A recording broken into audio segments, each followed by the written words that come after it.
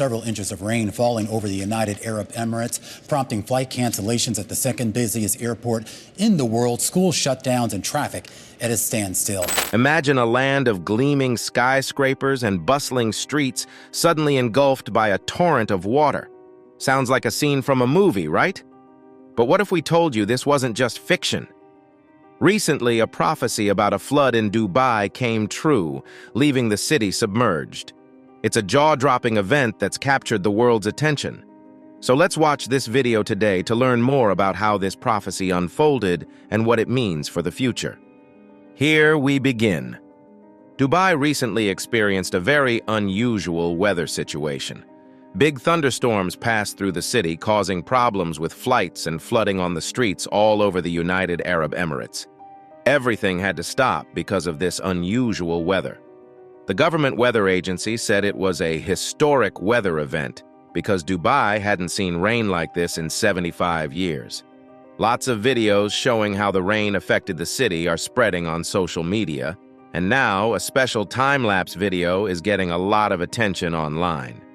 This video looks quite scary, like something from a science fiction movie. Someone shared it on a microblogging site with the caption, "Dubai, time-lapse of the massive storm that caused a historic flood."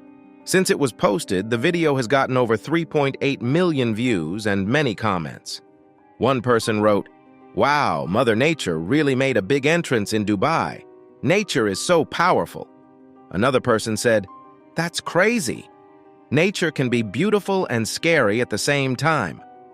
Further, a person who lived in Dubai for many years shared their experience, saying, "Have stayed in Dubai for many years in Dubai, never experienced such a cloudburst as we had seen in Mumbai. This was exceptional. In Fujairah, we had a stormy situation.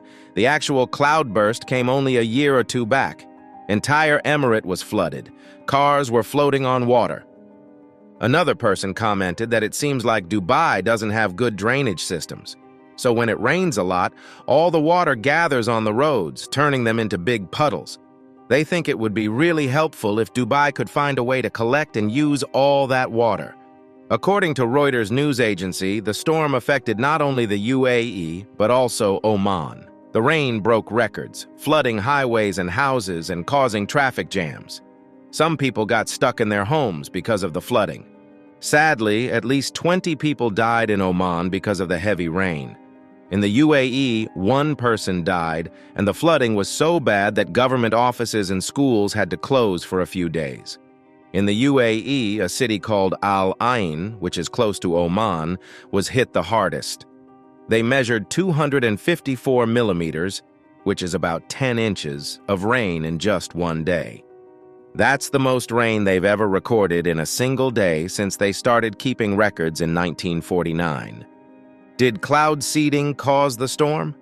Rain is not common in the UAE and other places on the Arabian Peninsula, which are usually very dry because of the desert climate.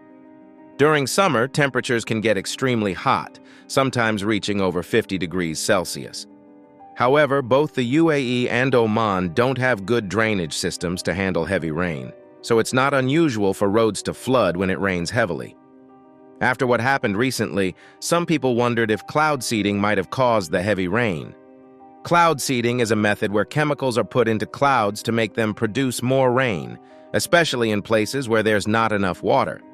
The UAE is one of the hottest and driest places on the planet, so they've been trying to use cloud seeding to make it rain more. But the UAE's weather agency told Reuters that they didn't do any cloud seeding before the storm happened. Instead of cloud seeding, experts believe that the heavy rainfall was likely caused by a regular weather system made worse by climate change. Esraya Al-Nakbi, a senior forecaster at the UAE's National Center of Meteorology, explained that there was a low-pressure system in the upper atmosphere combined with low pressure at the surface. This created a sort of squeeze in the air, which intensified because of the difference in temperature between the ground and higher up. This set the stage for the powerful thunderstorm. Al-Nakbi mentioned that such an abnormal phenomenon wasn't surprising for April, because when the seasons change, the pressure changes quickly. She also noted that climate change probably played a role in making the storm worse. Climate scientists agree that as global temperatures rise due to human-induced climate change, we're seeing more extreme weather events worldwide, including heavy rainfall. Dim Kumu, a professor specializing in climate extremes, explained that thunderstorms with intense rainfall become more common in a warmer world because the strong upward movement of air within these storms gets stronger. Damage caused during the flood. The popular places in the city, mostly inside buildings to avoid the hot weather, struggled when the heavy rain suddenly came. When the storm started, Caroline Subert, a 29-year-old from the UK, was at a shopping center with her husband. She said, "The mall was full of water, and parts of the ceiling were falling down. We were told to leave, but the trains and taxis weren't running. We had nowhere to go, so we had to sleep in the mall lobby." Matt Weir, a teacher from Britain who has lived in Dubai for 10 years, mentioned that people knew a storm was coming, but it was much stronger than expected, leaving some neighborhoods flooded. Although the weather forecast shows typical blue skies and sunshine for the coming week, there could still be more storms. Since the roads in other parts of the city are still damaged, Dubai's leaders are worried about the costs. The president of the UAE, Sheikh Mohammed bin Nahyan, ordered the authorities to quickly check the condition of all the country's infrastructure and try to limit the damage caused by the storm. Government workers have been told to stay home and work from there until the end of the week. Private companies are also encouraged to do the same. Schools all over the country are closed too. So far, there's only been one reported death in the UAE because of the floods. It was an old man who died when his car got swept away in Ras Al Khaimah, according to local news. One of the places hit hardest by the flooding is Dubai International Airport. It's the second busiest airport in the world, with almost 90 million travelers passing through it in 2024. It's a crucial hub for flights to and from the Gulf and connecting flights to other places. But witnesses say the airport has turned chaotic because of the floods. One passenger, who didn't want to give their name, was really frustrated after waiting for 12 hours. They said, "They don't know what they're doing, it's total chaos, no information at all," according to Agence France Presse. As planes landed, water was on the taxiways. One couple described the situation as total chaos. They talked to the Associated Press but asked to remain anonymous because the country has strict laws against criticizing the government. "It's impossible to find a taxi. People are even sleeping in the metro station. There are people sleeping in the airport," they said. The BBC said that some passengers were sent to Dubai World Central Airport, also known as Al Maktoum Airport. They told the BBC that they were stuck there and had to rely on duty-free shops for food and water, which was running low. A frustrated British traveler told PA Media that he didn't receive any food or water after his flight was redirected to Dubai World Central. "It's been a total disaster. We're stuck here, and going 7 hours without any updates is unacceptable." Emirates, the main airline in Dubai, posted on X on Wednesday night, warning passengers about delays in flights. They mentioned that while some travelers managed to reach their destinations, many were still waiting for their flights. Later on Thursday, the Dubai government's media office shared a message from Majed Al-Joker, the chief operating officer of Dubai International Airport. He said that the airport would be back to normal within 24 hours. Emirates, the long-distance airline, had struggled to manage its operations since the storm hit Tuesday. They had stopped passengers from checking in for flights out of the UAE to prioritize those with connecting flights. Pilots and flight crews also had difficulty reaching the airport because of flooded roads. However, on Thursday, they lifted that restriction to allow passengers into the airport. Some travelers who arrived at the airport described waiting for hours to get their luggage, while others decided to go back home or find a hotel to stay in. However, on Thursday morning, they started allowing international airlines to use Terminal 1 again. Later in the day, they announced on social media that Terminal 3 was also reopening for flight check-ins. However, they advised passengers to only come to the airport if their flight was confirmed, as there were a lot of people already at the check-in area. The airport tweeted, "Flights are still delayed and affected, so we advise you to only come to Terminal 1 if your flight is confirmed." A big crowd gathered at a help desk, clapping and whistling to show they were upset and waiting for updates. So, is this really a natural disaster or a prophecy fulfilled? Well, it seems a prophecy is being fulfilled. Recently, during the Millionaire Anointing Sunday service, Prophet Ed Branson prophesied about a flood in Dubai. He mentioned that he saw a lot of water coming onto the land, causing destruction to people and property. The rushing waters also affected luxury malls. This prophecy was fulfilled, showing that God reveals his secrets to his servants, the prophets. Let's understand what the Bible says about floods. This is the story of Noah and his family.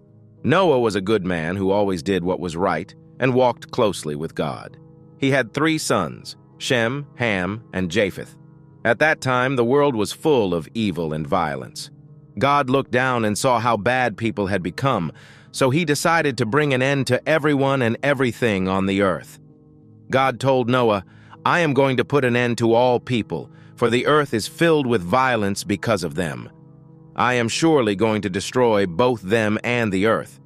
So make yourself an ark of cypress wood, make rooms in it, and coat it with pitch inside and out. This is how you are to build it. The ark is to be 300 cubits long, 50 cubits wide, and 30 cubits high. Make a roof for it, leaving an opening 1 cubit high all around below the roof. Put a door in the side of the ark and make lower, middle, and upper decks.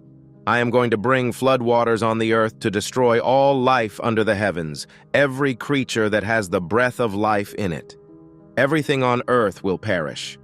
But I will establish my covenant with you, and you will enter the ark, you and your sons and your wife and your sons' wives with you.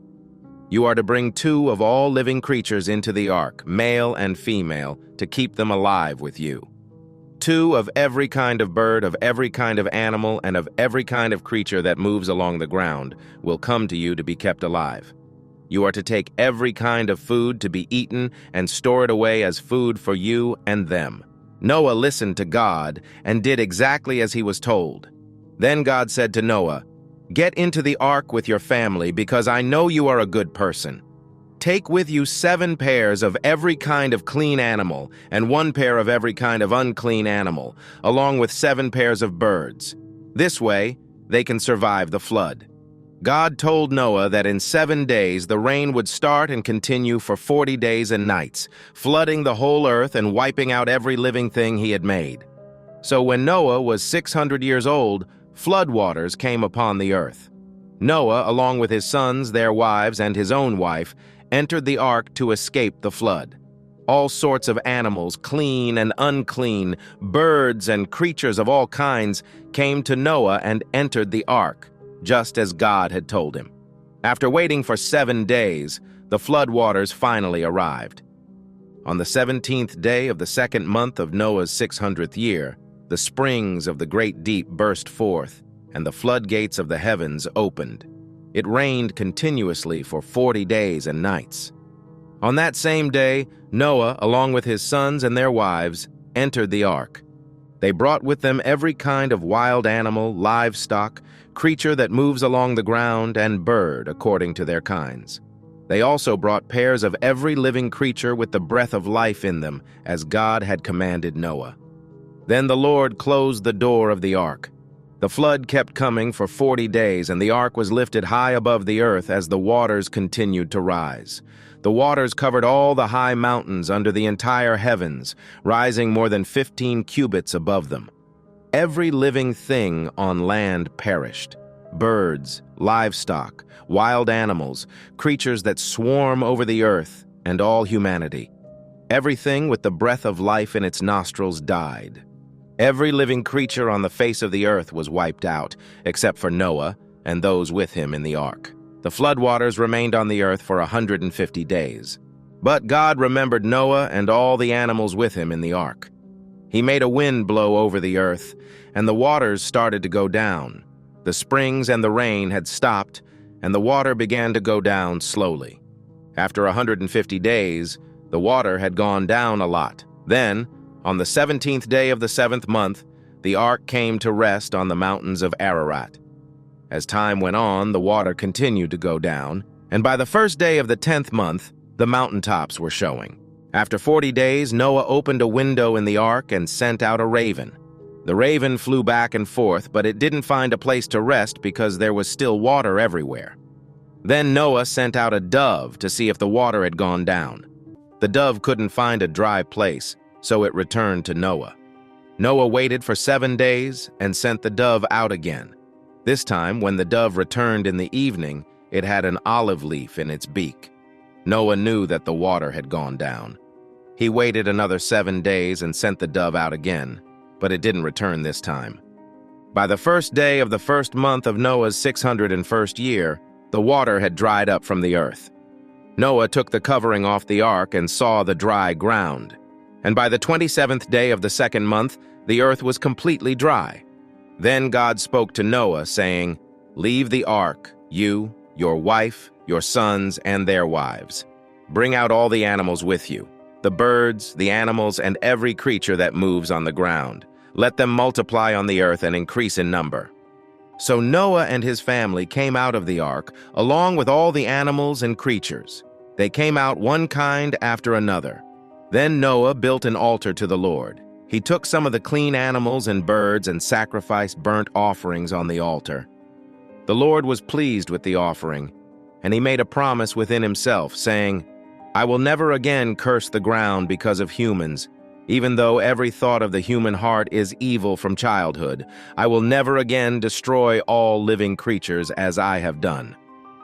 God promised Noah after the flood that as long as the earth exists, there will always be seasons, such as planting and harvesting, cold and heat, summer and winter, and day and night. As long as the earth endures, seed time and harvest, cold and heat, summer and winter, day and night will never cease. Then God blessed Noah and his sons, telling them to have many children and fill the earth. He said, "Be fruitful and increase in number and fill the earth. The fear and dread of you will fall on all the beasts of the earth, the birds in the sky, every creature that moves along the ground, and all the fish in the sea. They are given into your hands. Everything that lives and moves about will be food for you. Just as I gave you the green plants, I now give you everything. But you must not eat meat that has its lifeblood still in it.